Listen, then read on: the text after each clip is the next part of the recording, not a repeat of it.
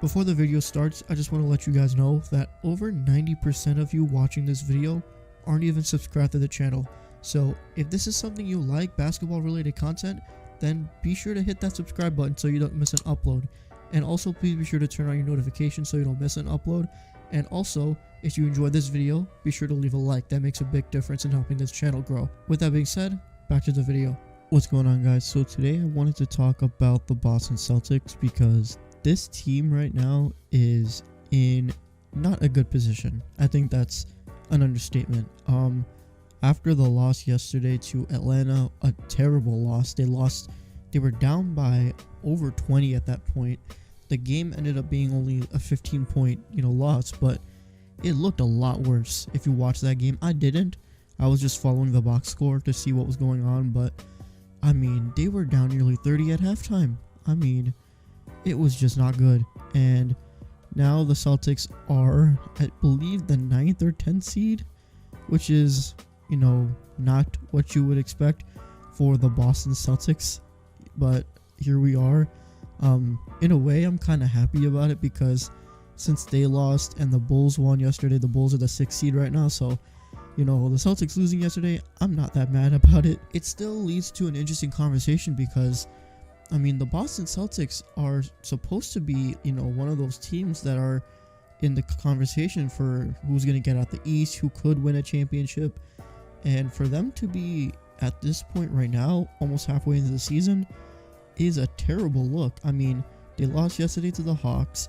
They lost on Tuesday to Dallas. To be fair, they had that game, but Luka Doncic did what he did, a nasty, unbelievable game winner. So, the Celtics lost that one. The one against the Pelicans to me was like where I noticed, okay, this is bad for them because they were up 24.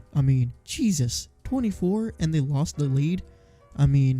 What happened in that? In that game, it was just a lot of things because the Pelicans were terrific on defense. They hustled more. The Celtics were just so lackluster. They weren't hitting shots. It was just not good. It's just hard to believe that this is what's going on with the Boston Celtics at this point, but here we are. I'm trying to think what are the factors that lead to this team, because I haven't watched a lot of the Celtic games. I've only been watching the ones on national TV and a lot of the interesting matchups. I didn't watch the one yesterday, but I watched the game against the Mavericks, and I thought the Celtics had that game. Luka was doing incredible things that game, and he was making that game very competitive. Jason Tatum is continuing to do what he does. He's a superstar, and, that's what he does. So he was doing really well, even in the Pelicans game. Same thing with Jaylen Brown. He's been terrific this year, and he's been doing his thing. So I can't get mad at the two of them for not doing enough because they're the superstars on this team, and they're the ones who are basically carrying the load, because outside of them, this team sucks. Let's be honest. You would think that Kemba Walker, who he is and what he is supposed to bring to the team, you would think that he'd be able to do more, and it's just not working.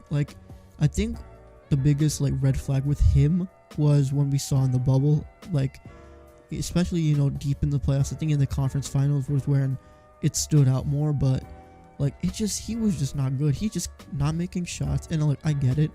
He's not fully healthy. His knees are still completely messed up, and obviously I want him to be fully healthy because that's when I think he could be a lot better. But right now he is just not good. I don't know what it is. He's just lackluster on defense.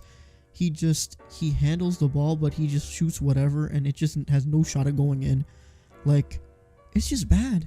It is just bad. And the weird thing, and obviously everyone's making the jokes because it's Twitter, but if you watch him after the games, after the Celtics lose these games, you can tell, actually, I don't want to make this assumption, but you can tell that he doesn't really care.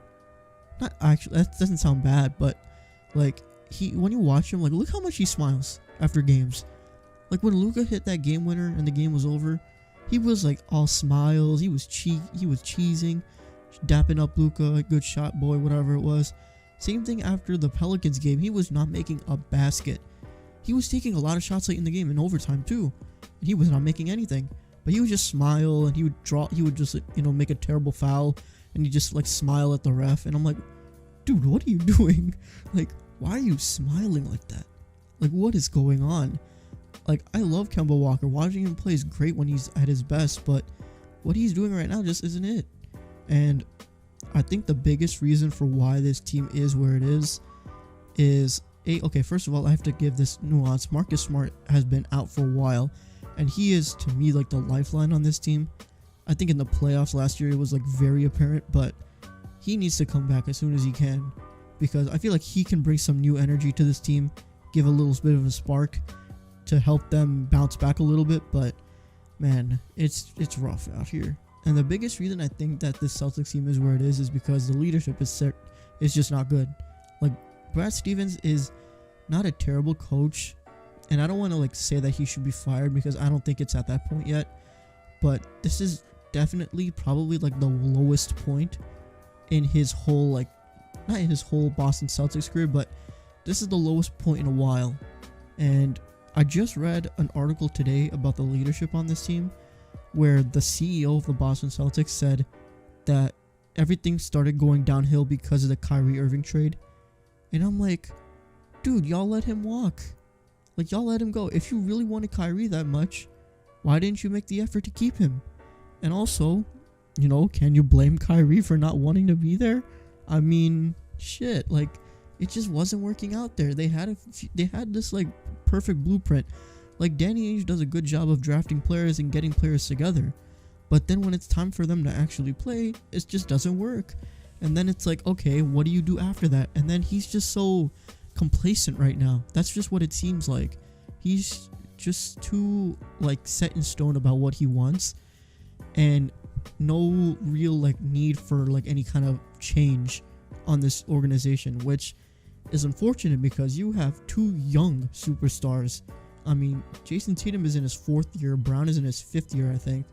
Like, these are really young guys who are just not even at their prime yet, and to be wasting a year of their career to be in this position where they're not even in the playoffs talk right now, like, it is bad.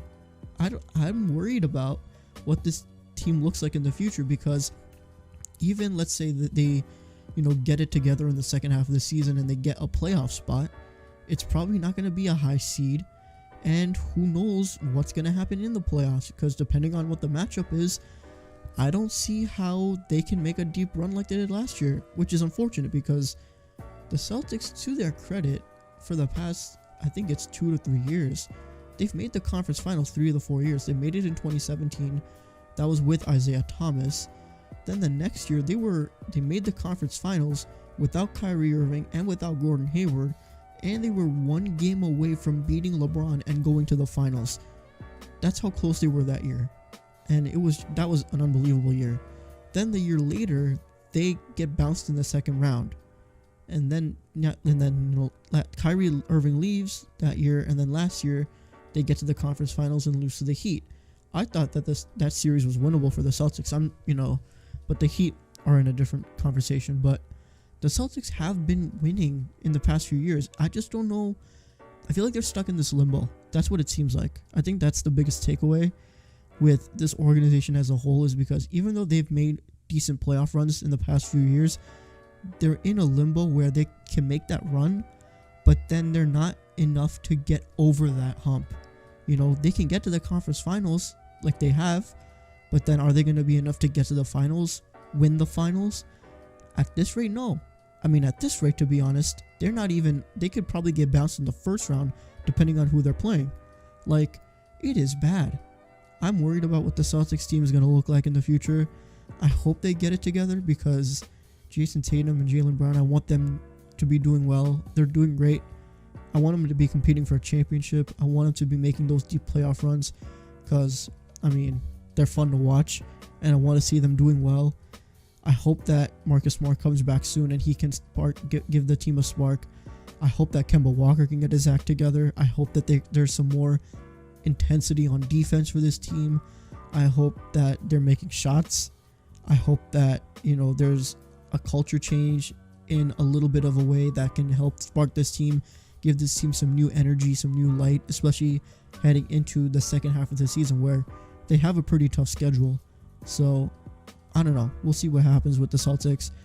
It's just so far right now, things look bad. And I hope that there is a light at the end of the tunnel for this team. But we'll see what happens. Alright, I think I'm going to wrap it up here. Thank you guys so much for watching. If you did enjoy, please be sure to leave a like. And comment down below what you think about the Celtics. Do you think that this is just a bad run? They'll be able to pick it up? Or do you think that this is something worse? Let me know what you think. And if you haven't already, please be sure to subscribe to the channel. Turn on your notifications so you don't miss an upload. And before I end, I just want to say thank you guys so much for the love on the last video. I mean, damn, I got over 30 subscribers in a day. That's wild. So to a lot of you guys who are new, I'm glad you're here. I'm glad that you decided to stick around. And I hope that you enjoy a lot of the new content we have coming out here. And yeah, thank you guys for the continuous support. And I'll see you guys in the next one. Peace.